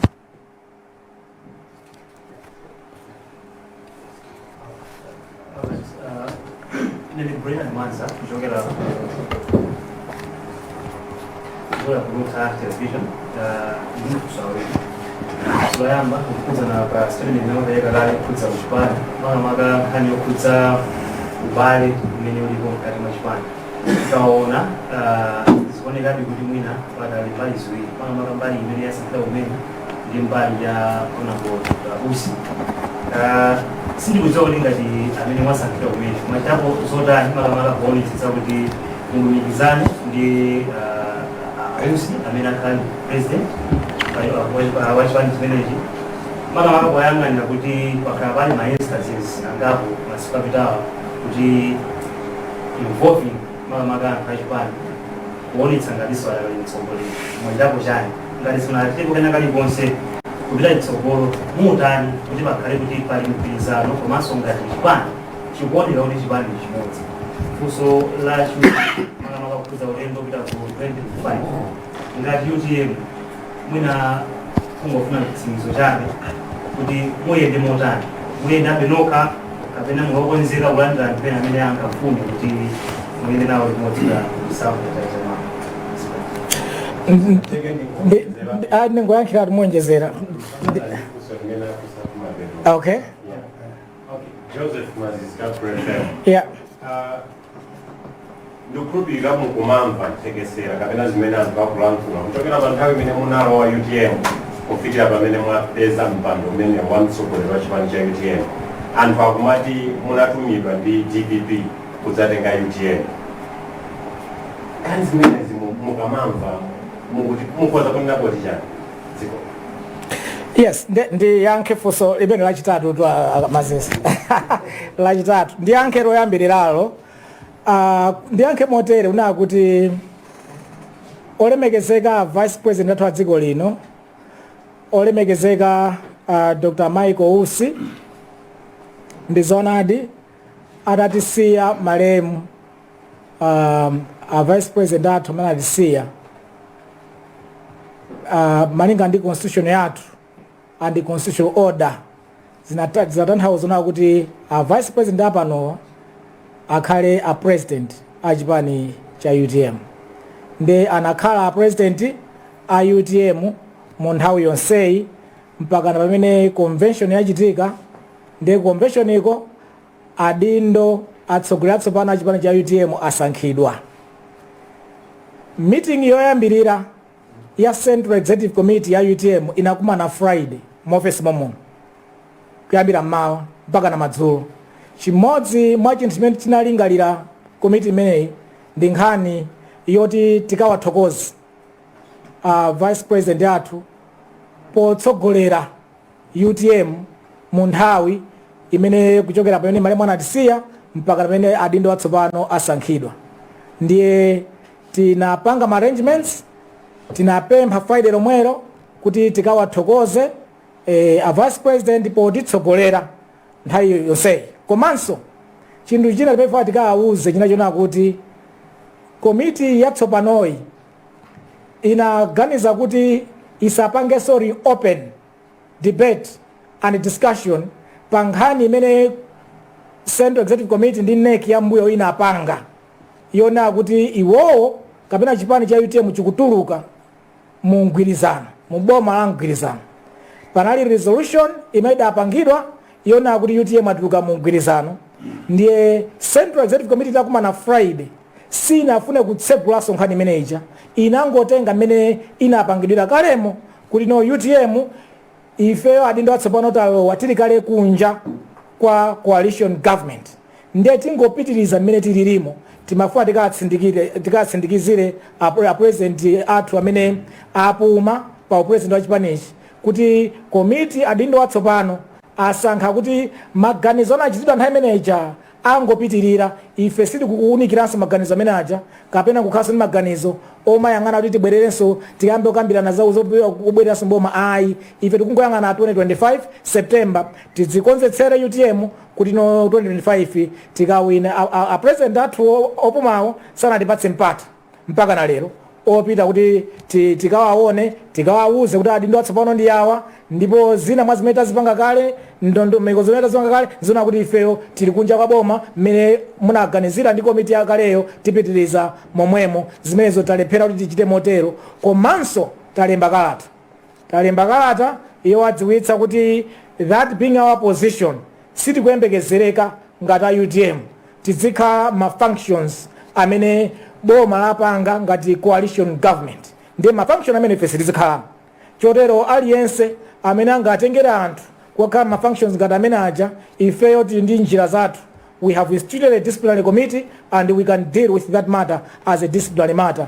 Ngati wina angapange mosemphana ndi zimene committee yathu Central Executive Committee ndi NEC yathu yakale idagwirizana zoti ife tituluke mboma la mgwirizano. Ngati wina angapange parade ngati tidakali mboma la mgwirizano amene yoyo ifeyo tizaona kuti tizachita motani malingana ndi malamulo athu a UTM. Chachiwiri mwandifunsa kuti mwanza mwandifunsa kuti kodi kodi UTM ipita yokha UTM ikha mugwirizano UTM itani ifeyo titakumana Friday ngati Central Executive Committee ya UTM tagwirizana kuti ifeyo gokonko ifeyo tikupita ku 2025 September tukayima pa ballot komanso tukawina ndipo tiwina chimene tagwirizana kuti ifeyo we should put together the strategies njira zoti tikawinire 2025 izo zimene lero ndikunena pano makomiti akhawo kumana kuyambira Friday kuunikira njira zonse timaunikiraso manifesto yathu yapanga revise tamaliza timaunikira mastrategy yathu yapanga revise tamaliza timaunikira mamo yathu yapanga revise tamaliza zonse panopa zili tayari we are set ready kuti tituke kunja tiyambe panga serious campaign tili 9 months yogwira ntchito yotipula yogalauza yolima yothamanga pa ground ndipo tikathamanga tipanga boma chaka chama maiko kunjako alipo kumene 9 months they were able to deliver a government to form a government ifenso in 9 months trust you believe you me tipanga form government dziko la maino in 9 months time zimeda kuwezana choreo inepo ina kukompa kwanga ukulu nkoti Amalawi ambiri chonde tintuluke tikalembetse ngati tikumva kuwawa ndi zimene zikuchitikazi tikalembetse kuti cholinga tizavotere UTM idzawe mboma chaka chamawa komanso kungopangira tione kuti ifeyo kameki zipanga za mtundu wanji ife sitilola kuti meki kapena wina aliyense abere masankho zimene sizitheka ti chita china chilichonse kuti masankho asabedwe asadzabedwe mdziko muno chaka chamawa pamene Amalawi awapita kuzisankho za chaka chamawa ndiye kumalizira tsopano za nkhani ya achimwenanga mazazi kungonena kuti ine chimene madabwa ine nchakuti mukabwerera mbuyomo anthu anachokera ku MCP kupanga form DPP kupanga form UDF ma 1992 1993 mpaka kupanga boma 1994 ngati UDF ngati afford kuti anthu amene anabwera ku MCP then mukapita patsogolopo UDF inazabereka DPP anthu amene anabwerera ku UDF anazagula DPP bweresa UDF mukapita patsogolopo panazabwera PP anthu a PP aja anabwerera ku DPP anayigula ipititsa uko mukapita patsogolopo mupeza kuli PDP anthu amene aja anabwerera kuigula PDP kubwerera ku DPP mupezanso UTM the majority anachokera ku UDF atayika ku DPP anapanga form UTM ine nangowatsatira anthu amene anabwera kupanga abwerera nsangaja kodi DK, what is wrong with DK? Kuti DK yekhanda mina angathe kubwerera, DK khanda mina angathe kuchigwa chipanichi, khandama zakati ndizigwa ndama zingati, then ndichibwesa ku DPP. Sometimes you wonder why so many questions on me kuti ndikudzakula ine ndikuchipitisa chipanichi ku DPP ndikutani iya hayi. Ine ndine wa UTM, I'm a proud member, president. President wa UTM. Ndipo ndakhazika and I'm home here. Yes. Happily home. You are here to stay. And ndi chipani cha UTM tukalowa mboma chaka cha nawo. As I said to you, what excites me more about the UTM, there are those three things and I'm extremely passionate about.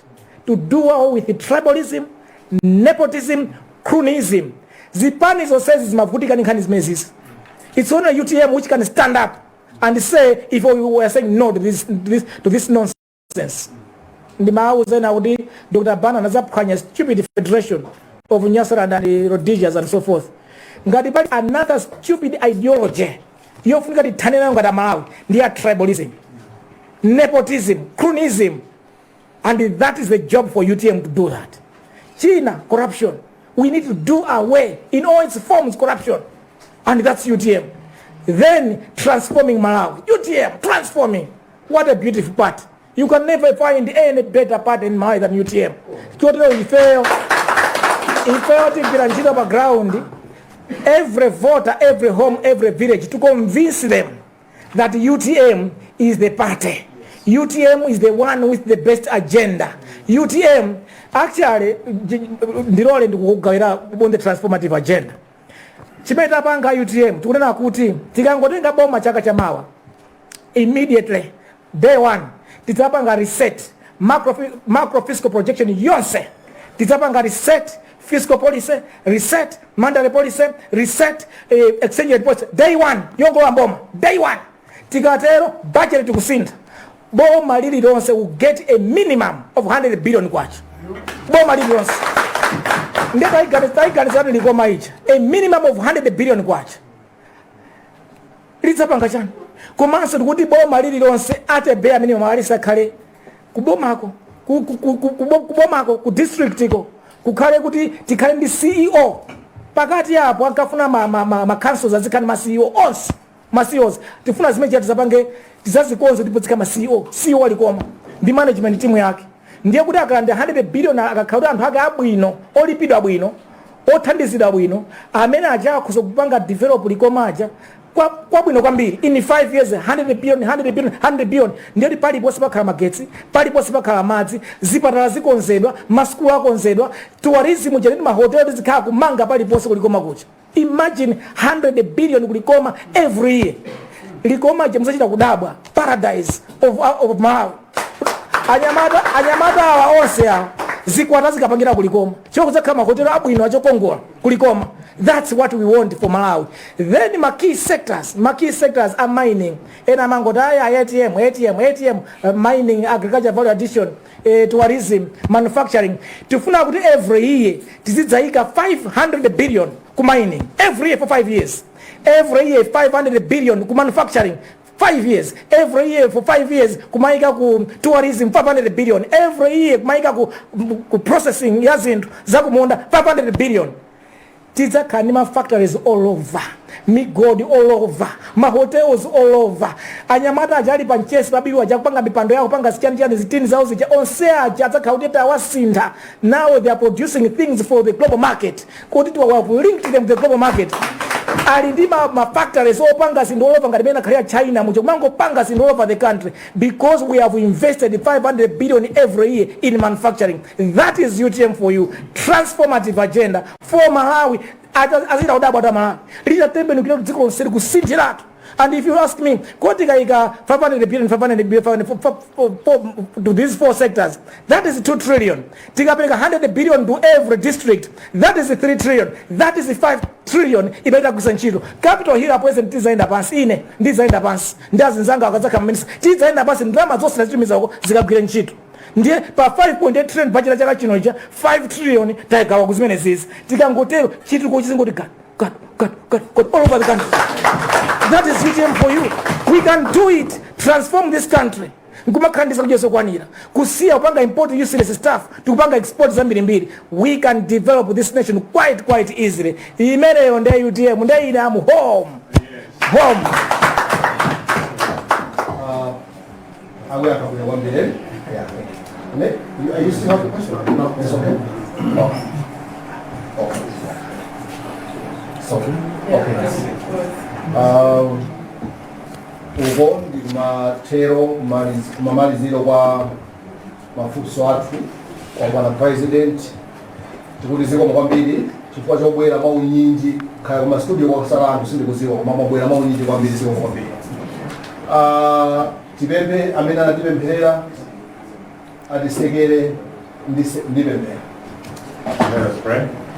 We thank you so much, dear God, for a wonderful press briefing we've had. The issues have been said and given to us. God help us that we communicate. In Jesus' name, Lord, I pray. Amen. Amen.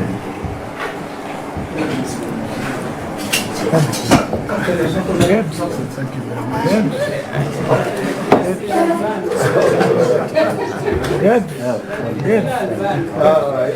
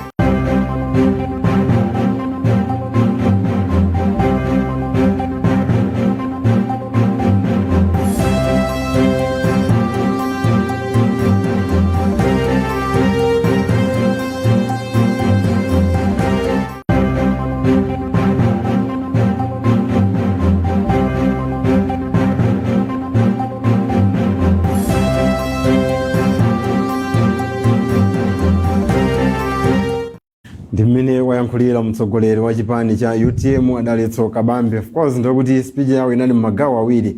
Gawo loyamba amayankhapo zimene mtsogoleri wa dziko lino Dr. Lazarus Chakwera anayankhula mu press briefing kapena mu national address imene anachita dzulo. Maso mbali nayi akambapo nkhani yokhudza chipani chawo cha UTM imene chikuyendera kuchoka pa nthawi anachita convention imene sofika pakati pano. Of course ndikuti aperekaponso masomphenya imene chipanichi chiyendere timapita ku chisankho cha chaka chamawa. Mwina tiyambire pa national address imene anachita mtsogoleri wa dziko lino dzulo. Ayankhulapo zina zimene akabambe akuona kuti mwina mtsogoleri wa dziko lino sanapereke mayankho menewo amaganizira. Speech yawo anayipatsa mutu akuti dziko lopemphapempha, akuti mulibe ulemu mukupempha, atilasanduka dziko lopemphapempha, dziko la Malawi. Akutero atachakwera pangisa anthu kukhala opemphapempha. Lankhula zinthu zambiri zokhoza mwina fetereza, fuel, kusowa kwa ntchito, kudula kwa zinthu, katangale, umphawi, ndalama zakunja za dziko lino, nkhani yokhuza Adimak, mega farm, komanso kuti ulimi othirira ukuyenda motani ndi zina zomwe alankhula iwo kunena kuti kulankhula kwawo kunalibe ma solution iwo komano ndifake abwera papando komanso nkhani ya yaziwawa zomwe zinachitika kumene kulilongwe ya masabata ino ndi sabata inayo yapitayo madimwana lilolemba sabata ino yes maso ina mana achitika mbuyo de ndifake anabwera kuti alankhulepo pazimene amakonda kulankhula kwambiri akababe alankhula kwambiri achita kulesetsa kuti basi nthawi ndithu kulankhula kwawo kunali kulankhula kwa mphamvu kwa mtsogoleri mkhoza kuona kuti kulankhula ndi mphamvu kuti akutipo bwanji pa zomwe analankhula dzulo mtsogoleri wa dziko lino. Mwina kambapo nkhani yokhudza kuti mine tikuchitira nkhani yokhudza mwina fertilizer mitengo imene Amalawi wakukundi ati ndi tuita kupanga dala kuti mwina tizapeza lochayankhula tikupanga create njala imene mwina tikhoza kuyikwanitsa kuthetsa akuti chaka ndi chaka kumagwa mvula ku Malawi mitengo ya fertilizer ndiyokwera yoti Amalawi ambiri sangakwanitse kugula akuti mtsogoleri wa dziko lino wakanika kupereka mayankho komanso mwina nkhani yokhudza fuel imene akuti njira imene timakamba kuyambira mwina sanabwe kuti ndizikambirana boma ndi boma akuti ndiyosatheka chifukwa maboma amene akupita kukambirana nawo alibe migodi kapena alibe zitsime za mafuta ndakuti njira imeneyo ndiyosatheka komanso mwina kwinako akamba nkhani yoti anduna a finance anduna homeland security komanso reserve bank governor atule pansi udindo pakamboti anthu amenewa alephera ntchito akanika kuyendetsa dziko komanso nakamba nkhani yokhudza kuti anduna agriculture komanso bungwe la adimaki atakanika kuthetsa njala mdziko muno mene wafotokozeramo ndizonse dedede mene wafotokozeramo ndi zomwe alankhula amenewa kabambe ndipo aonera kuti nduna anatchula nduna ya za migodi not migodi za mphamvu za magetsi nduna ya za chuma ya finance kumerako kunokumako kuti amenewa atule pasi maudindo awo chifukwa chokuti alephera malingana ndi mavuto amene akutani akukhalira mmeko ndikuona kwawo kwa iwo nakamba kale kuti Malawi nawonso president atalankhula nakamba mbali yawo komanso kuli anthu enanso amene akunena kuti ayi president mukulankhula kwawo achita bwino agunda madera otani oyenerera tsono afuna kupatsani kuti amenewa amati chani na UTM kuti iwo akukamba zotani maexpert osiyanasiyana pa nkhani imene akukamba poso zotani pa nkhani zomwe anatani anayankhula chabwino timalize ndi kuchipani akuti anthu amakamba kuti akabambe anabwera kudzatenga chipani cha UTM kuti chibwerere ku DPP akuti zimenezo sizili choncho iwowo ndi proud member wa chipani cha UTM komanso akamapita ku chisankho chaka chamawa mwina nkhani yokhudza alliance sakupanga nawo akuti UTM ikupita payokha pa chisankho cha pa 16 September 2025 komanso akupita kuti akupita kukapambana akhala nkhani imeneyi ikumveka kuyambira pakale koma amayikana kunena kuti iwo sanatumidwe ndi chipani china chilichonse iwowa ndi weniweni wa UTM ndipo ndi president wa chipani cha UTM akaso akhalanso akukambaso mwina mlero kandikanamba chani chifukwa anthu amapanikiza kuti muchitenga kuti munatumidwa malinganso ndi manong'onong'o amakhapo itachitika convention ija zokamba za anthu sizimalephera maganizo anthu amakamba leronso iwonso anena kuti ine chipani ichi sindikuchitenga kupisa kuita ndipo sathinka abwerezanso lero maumwe antacheza nawo convention ndi acheza na anthu ena anena kuti chipani cha UTM akuti chikayima pachoka uko ndi kuyankhula kwa anthu andale komano athu ni maso chomwe tinganene kuti mundale mumachitika zinthu zambiri pamene tikupita kutsogolo mumachitika zinthu zambiri polingana ndi 50% plus 1 chifukwa 50% plus 1 munthu amati akanika kuwina ndi 50% plus 1 ndekuti mwina mwayi waukulu olo kukhala mu mabracket mu 1 ndi 2 kukhala ukuku ndekuti mwayi waukulu akamazabwereza chisankho kuti adzakhale nawo othandizira kubomako zidzakhala zovuta chifukwa chokuti onse atayima padiba ngapeze paika 50% plus 1 mukaona ndio tazatenga number 1 ndi number 2 komano akazatenga number 1 ndi number 2 kuti abwereze chisankho ndekuti running mate sadzasintha anthu aja adzakhala ndi omwe aja ndoti zipani zinazi zomwe zinema zakhaso ndi mpata kwambiri kuti zikhoza kungothandizira kuti chino komano kuti angasiye pati pangakhale potani povuta nde pakali pano aliyesa akukamba choncho mwina posafuna kukhumudwisa masapota awo komano tidzadziwa kwambiri pamene tikupita sikalekale pofika mu July tizoona malayasi yes kuti ndotere koma aone mawu awo akutero komano tiona kutsogoloko kuti kodi ndizoona chifukwa izizi anthu andale sitingakhulupirira anthu andale lero amanena zina pofuna kuti ayi mwina masapota athu akhalebe asafoke asatani ndikuti amakhala apanganso strategy kuti adzauza bwanji anthu aja akatakhala kuti apanga alliance ndi wina tidzauza bwanji tidzapange convince ndisangauzedu pano nthawi ndiyayitali tathokoza kuti tinamodzi masana tsiku mwina kuunikirapo zomwe chipani cha UTM chinayankhula tsiku la lero ku area 18 mu mzinda wa Lilongwe kwambiri ndikuyamikeni sopo tathokoza ndithu chabwino mmenemo ndimene tamalizira live broadcast kuchokera mu mzinda wa Lilongwe mmene tsiku la lero chipani cha UTM chimayankhula ku mtundu wa Malawi kudzera msonkhano wa olemba nkhani mbali ina anayankhapo zimene mtsogoleri wa dziko lino anayankhula dzulo mu national address komanso mbali naye akambapo zokhudza chipani cha UTM mmene chikuyendera choka kubulanta kuno munali ndine po kanaje komanso Steve Kondwa Banda thokoza kwambiri Max Frank pa kamera tionge Fumba komanso Joe Adams ena momwe athandizira kuti kupatsireni zochitika zimene zimachitika mu mzinda wa Lilongwe kulikulu wa chipani cha UTM ku area 10. Pitirizani kuonera mapulogalamu otsatira pompano pa Mibawa TV.